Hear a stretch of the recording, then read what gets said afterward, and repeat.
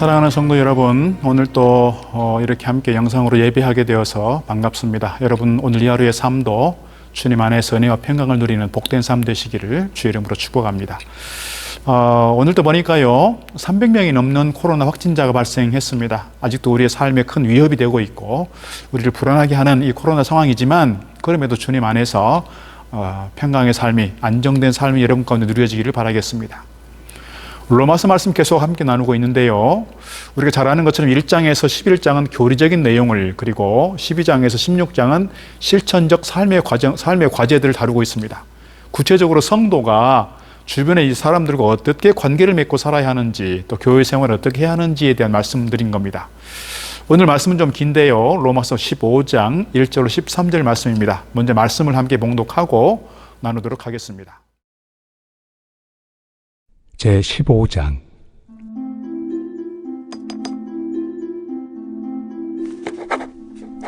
믿음이 강한 우리는 마땅히 믿음이 약한 자의 약점을 담당하고 자기를 기쁘게 하지 아니할 것이라. 우리 각 사람이 이웃을 기쁘게 하되 선을 이루고 덕을 세우도록 할지니라. 그리스도께서도 자기를 기쁘게 하지 아니하셨나니 기록된 바 주를 비방하는 자들의 비방이 내게 미쳤나이다 함과 같으니라. 무엇이든지 전에 기록된 바는 우리의 교훈을 위하여 기록된 것이니 우리로 하여금 인내로 또는 성경의 위로로 소망을 가지게 함이니라. 이제 인내와 위로의 하나님이 너희로 그리스도 예수를 본받아 서로 뜻이 같게 하여 주사 한 마음과 한 입으로 하나님 곧 우리 주 예수 그리스도의 아버지께 영광을 돌리게 하려 하노라. 그러므로 그리스도께서 우리를 받아 하나님께 영광을 돌리심과 같이 너희도 서로 받으라. 내가 말하노니 그리스도께서 하나님의 진실하심을 위하여 할례 추종자가 되셨으니 이는 조상들에게 주신 약속들을 견고하게 하시고 이방인들도 그 긍휼하심으로 말미암아 하나님께 영광을 돌리게 하려 하심이라. 기록된 바 그러므로 내가 열방 중에서 주께 감사하고 주의 이름을 찬송하리로다 함과 같으니라. 또 이르되 열방들아 주의 백성과 함께 즐거워하라 하였으며 또 모든 열방들아 주를 찬양하며 모든 백성들아 그를 찬송하라 하였으며 또 이사야가 이르되 이새의 뿌리 곧 열방을 다스리기 위하여 일어나시는 이가 있으리니 열방이 그에게 소망을 두리라. 소망의 하나님이 모든 기쁨과 평강을 믿음 안에서 너희에게 충만하게 하사 성령의 능력으로 소망이 넘치게 하시기를 원하노라. 오늘 말씀에서 핵심 구절은 5절, 6절 말씀입니다. 다른 구절이 중요한 구절들이 많이 있지만 오늘 이 말씀 중심으로 좀 나누려고 합니다.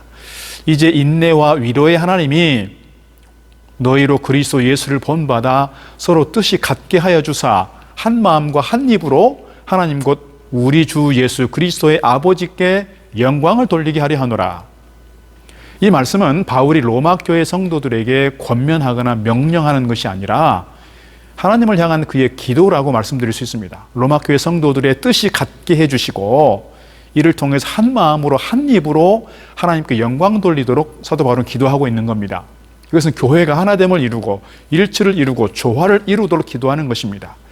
예수님께서 겟세마네 동산에서 제자들을 위해서 기도할 때 그런 내용이었던 것을 우리가 알고 있습니다. 오늘 바울의 이 기도가 필요한 이유는 뭘까 생각해 보면 무엇보다 교회 안에는 공동체를 깨뜨리는 위험 요소가 많이 있다는 거예요. 오늘 바울이 로마 교회를 볼 때 로마 교회의 일치와 조화와 하나됨을 위해서 기도했던 중요한 이유는 로마 교회 안에도 이렇게 하나됨을 위협하는 요인들이 있었다는 거예요. 그게 뭘까? 두 가지로 말씀드릴 수 있는데, 하나는 교회 안에 강한 자와 약한 자 사이에 일어나는 갈등이 있었다는 겁니다. 1절에서 이렇게 말씀하고 있습니다. 믿음이 강한 우리는 마땅히 믿음이 약한 자의 약점을 담당하고 자기를 기쁘게 하지 아니할 것이라 그랬습니다.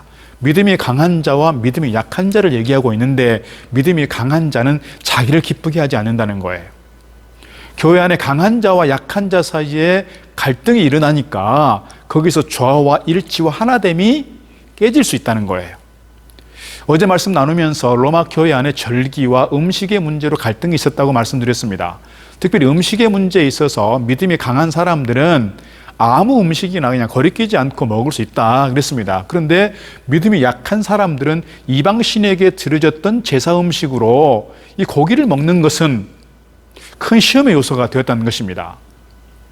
이것이 믿음이 강한 자와 믿음이 약한 자의 갈등 요인이라 할 수 있겠고요. 또 하나의 갈등의 요인은 로마 교회 교인들 가운데 성도들의 출신 배경에 문제가 있었다는 것입니다.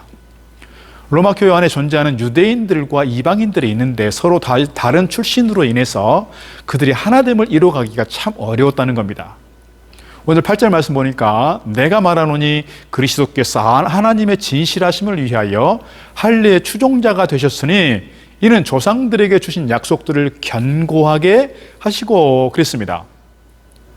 예수님께서 할례의 추종자가 되신 이유는 뭡니까? 유대인과 이방인 사이의 벽을 허무시고 함께 하나님을 경배하도록 하기 위함일 겁니다. 결국 교회 안에서 이것을 통해서 예수님을 통해서 유대인과 이방인의 벽이 허물어지게 된 거예요. 그러나 현실적으로 그때 당시 분위기를 보면 유대인들과 이방인이 갖고 있는 이 장벽이 너무너무 커서 참 이게 쉽지 않았다는 겁니다. 유대인들은 오랫동안 이방인들을 무시하고 멸시하고 서로 원수처럼 지내왔습니다. 심지어 겸상도 하지 않았습니다. 먹는 음식이 달랐기 때문에 그렇습니다. 이렇게 이방인과 유대인 사이의 높은 장벽은 교회의 하나됨을 깨뜨리는 아주 큰 위협적인 요소가 되었다는 것입니다. 두 가지 말씀드렸습니다. 로마 교회는 강한 자와 약한 자가 있었다는 것, 그리고 유대인과 이방인이 함께 어우러져 있어서 교회의 하나됨을 이루어가는 데 교회 일치에 큰 위협적 요소가 되고 있었다는 거예요. 그럼에도 불구하고 교회가 조화와 일치를 이룰 수 있는 원천을 가지고 있는데 그것은 무엇보다도 우리가 한 하나님을 모시고 있다는 거예요. 출신 배경이 어떻든 그들은 믿음이 약하든 강하든 그들은 다 하나님을 섬기고 있다는 거예요. 이 하나님이 모든 일치와 조화의 근본 원천이 되고 있다는 겁니다. 우리는 모두 다 다른 배경을 가지고 있습니다. 그러나 한 하나님을 섬기고 있다는 거예요. 하나님을 중심으로 해서 우리가 일치를 이룰 수 있다는 겁니다. 그래서 5절 말씀에 이제 인내와 안위의 하나님이 너희로 그리스도 예수를 본받아 서로 뜻이 같게 하여 주사 그랬습니다. 성도 간에 서로 뜻이 같게 해주시는 주체가 바로 누구냐? 인내와 위로의 우리 하나님이시라는 거예요. 하나님께서 우리를 길이 참으시고 약한 자들을 위로하시는 인내와 위로의 하나님이신 것을 고백하고 있습니다. 유대인이든지 이방인이든지 모두가 한 하나님 아버지를 섬기고 있다는 사실에서 교회는 다양하지만 출신의 배경이 다르지만 그들은 하나 될 수 있다는 것이죠. 오늘 교회가 그런 줄 믿습니다. 또 하나의 중요한 원천은 뭐냐? 모든 성도들이 읽고 듣고 믿는 하나님의 말씀, 이 성경이 있기 때문에 우리가 하나 될 수 있다라고 하는 거예요.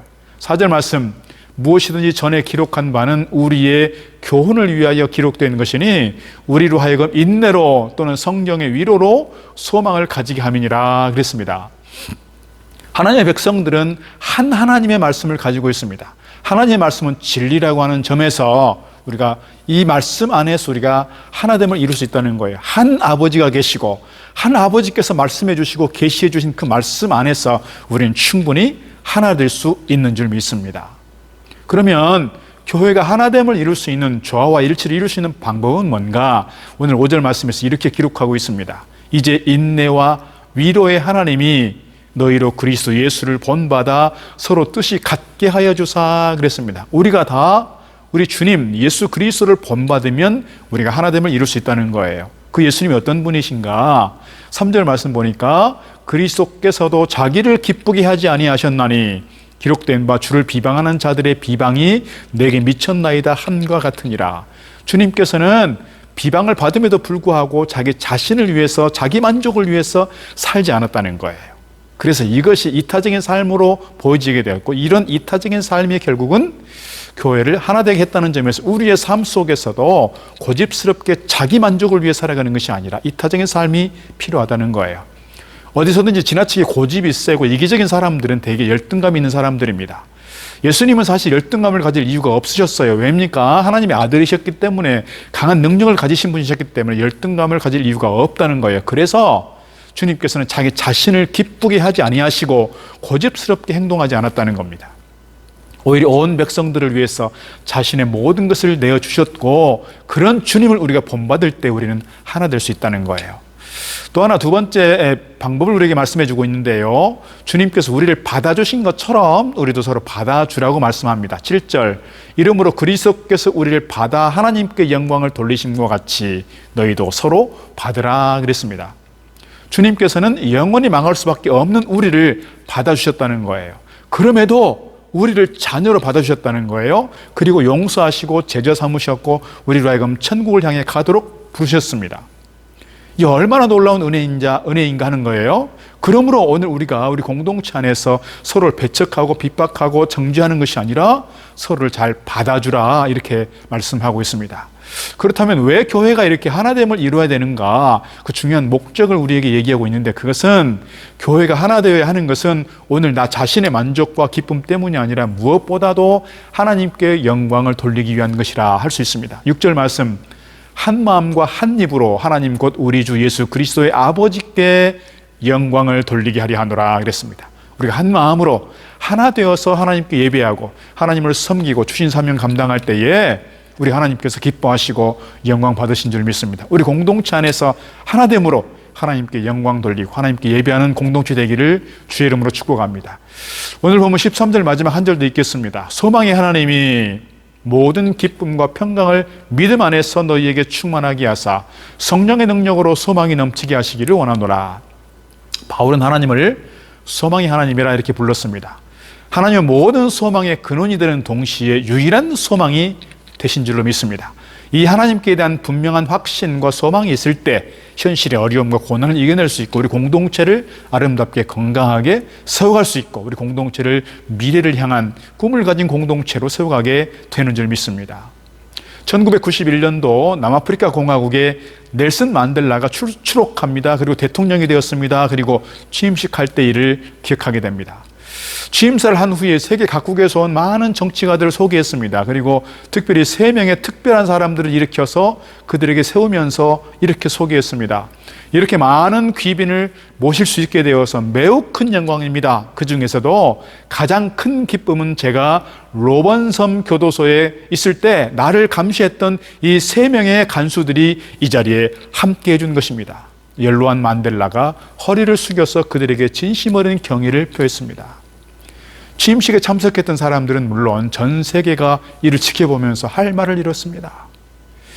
만델라가 이렇게 할 수 있었던 것은 뭘까요? 고난 중에서도 소망이 되신 하나님을 만나게 되었고 그 하나님을 바라보면서 그 하나님을 붙들었기 때문에 가능하지 않았을까요?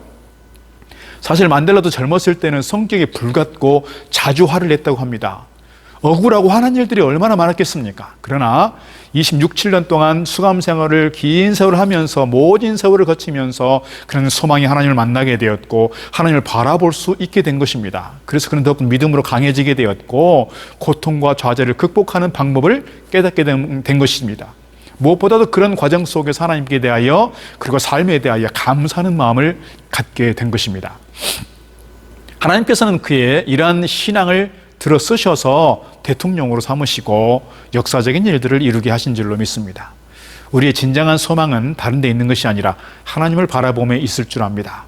절망은 죽음에 이르는 병이지만 하나님을 바라보는 소망은 우리에게 생명을 얻는 능력이 되는 줄 믿습니다. 사랑하는 우리 성도 여러분, 우리가 다 다른 배경을 가지고 있는 서로 다양한 다른 사람들입니다. 우리 공동체가 그렇습니다. 그러나 우리는 한 마음으로 한 목소리로 주님을 찬양하는 예배 공동체요, 사랑의 공동체입니다. 우리 공동체 안에 하나님이 계시고 우리 공동체 안에 말씀이 계신다는 점에서 우리는 서로 다르지만 하나님께서 우리 공동체에 함께 하신다는 점에서 우리는 하나 될 수 있는 줄로 믿습니다. 우리를 위로하시고 우리 가운데 은혜 베푸시는 그 하나님을 바라보면서 소망 가운데 잘 달려가는 저 여러분 되기를 축복합니다. 오늘 하루도 주님 안에서 평강의 삶 이루어가기를 주의 이름으로 축복합니다.